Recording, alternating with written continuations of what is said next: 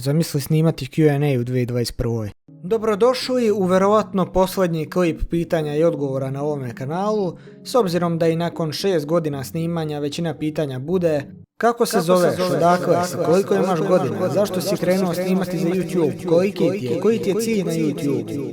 Like, subscribe i krenimo na video. Da li si još uvijek u kontaktu sa Ko bi rekao? Ko bi rekao, ako si tu, daj nam neki znak u komentarima. Najdraži anime film i najdraži anime opening. Silent Voice, anime koji imaju odlične uvodne špice su primjerice Your Lie in April, To Lovru prva sezona, Shield Hero, Elfen Lied itd. Da li si rasista?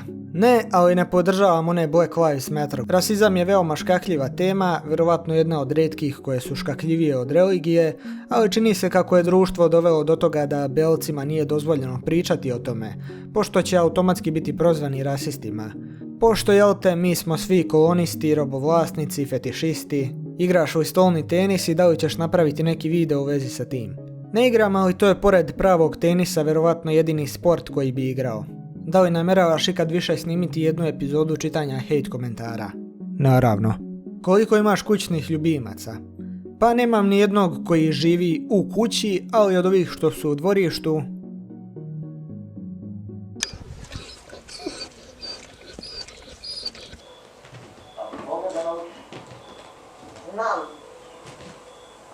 Znam da kopam duš.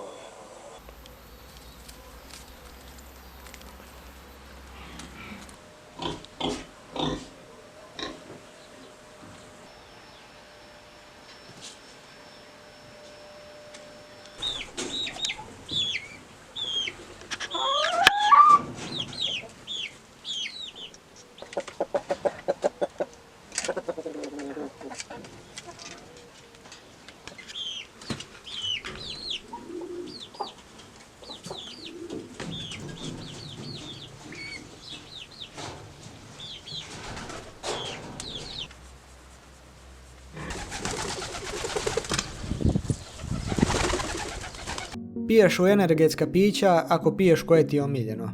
Pio sam ih uveliko u 8. razredu osnovne i onda kad smo bili na ekskurziji za kraj osnovne škole, samo me jednom srce lupilo kao da mi je neko zabio nož u grudi. Od tada ih ne pijem i savjetujem i vama da ih ne pijete. Da li si bio predmet ismijavanja u školi? Manje više, u osnovnoj smo svi prozivali jedne druge iz šale, ali s vremena na vreme bi se našao neki idiot van mog razreda koji bi mislio da je faca zato što me provocira, ali takvi su uglavnom bili među najvećim seljačinama u školi i dan danas su seljačine, tako da se nisam baš mogao uvrediti. Da li ćeš da streamuješ, ako ne zašto? Hteo bi da streamujem s vremena na vreme gdje bi zajedno diskutovali o nekim temama, nešto što primjerice Idiokratija radi, ali moj komp je toliko loš da kada sam probao upaliti stream preko OBS-a, gdje bi na ekranu bila samo jedna slika na koju bi išao moj audio, taj stream je štekao na YouTube-u.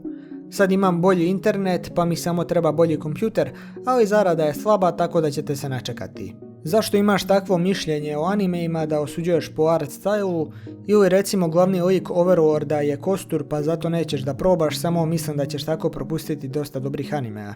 Zapravo jako rijetko izbjegavam anime zbog tih razloga, samo u nekim retkim slučajevima to radim i te slučajeve ste vidjeli u onom videu. To ti je otprilike kao kad neko neće da gleda stare filmove iz 80-ih i 90-ih zbog lošije kvalitete, iako bi ti filmovi mogli biti genijalni. Primjera radi, pogledao sam obe sezone Beastarsa gdje su svi likovi životinje i druga sezona mi je bila nevjerovatna i čak ću pogledati onaj famozni JoJo iako sam ga ubacio u onaj video. Koji ti je osobno najdraži video koji si ti napravio i koji ti je serijal bio najdraži za napraviti?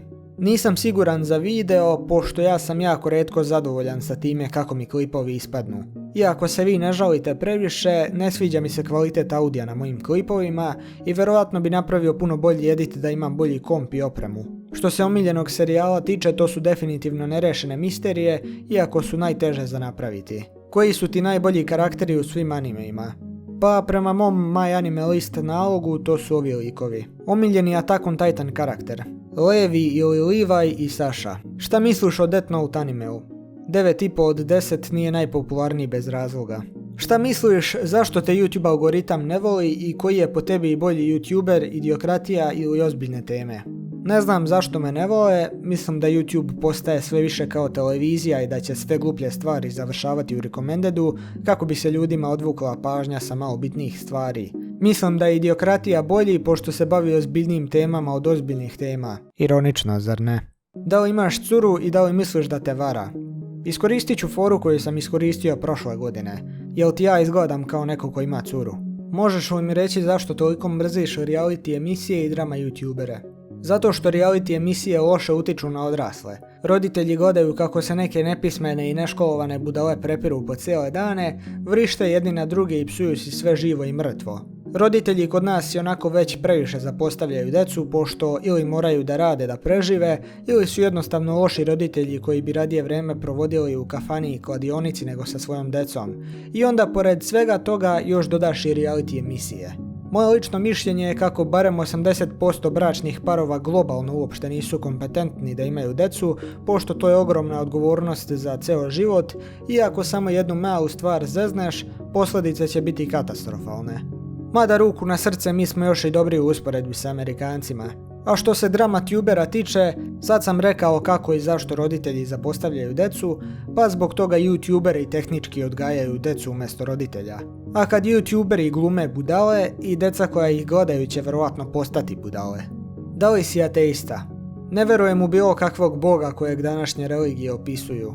Mislim da bi moglo postojati stvorenje ili stvorenja koja bi mogli nazivati bogom, ali to bi bilo iz razloga što su primjerice donijeli život na Zemlju sa drugog planeta, ili ako ste čuli za teoriju simulacije, koja govori kako je život i općenito sve što postoji samo kompjuterska simulacija koju je kreiralo neko biće van naše stvarnosti. Naučnici danas vjeruju kako će jednom nama biti moguće kreirati simuliranu stvarnost u kojoj će likovi biti svjesni da postoje. U takvom slučaju programer bi bio neka vrsta boga. Koju ocjenu bi dao anime u Gosik i zašto? 10 od 10. Pa ukratko, priča i radnja su zanimljive, volim ovakve detektivske priče, anime je misteri i history kao dva žanra koja volim. Hoćeš li se vratiti na Drama Nation? Ne verujem pošto mi je veoma brzo dosadilo da pratim šta ovi naši domaći drama tuberi rade. Da li si čitao Avatar stripove The Promise i ostalo i oni su nastavak priče ako jesi tvoje mišljenje o njima? Pročitao sam većinu, veoma su dobri, mogli su odraditi i neku animiranu adaptaciju na njih. Što se tiče The Legend of Korra stripova, to još uvijek nisam pročitao, ali planiram. Tvoje mišljenje o Mr. Nightmareu i je li ti on bio jedna od inspiracija? Jako dobar youtuber, veoma kvalitetni i zanimljivi klipovi i veoma jeziv glas. Da li je mačak živ? Nažalost, Garfield je uginuo prošle godine. Što se tiče mačka kojeg ste vidjeli na početku ovog videa, njega sam pre par mjeseci našao na cesti pored moje kuće. Tako da to bi bilo to, hvala što ste gledali ovaj posljednji video pitanja i odgovora, vidimo se u nekom malo kvalitetnijem videu. Doviđenja.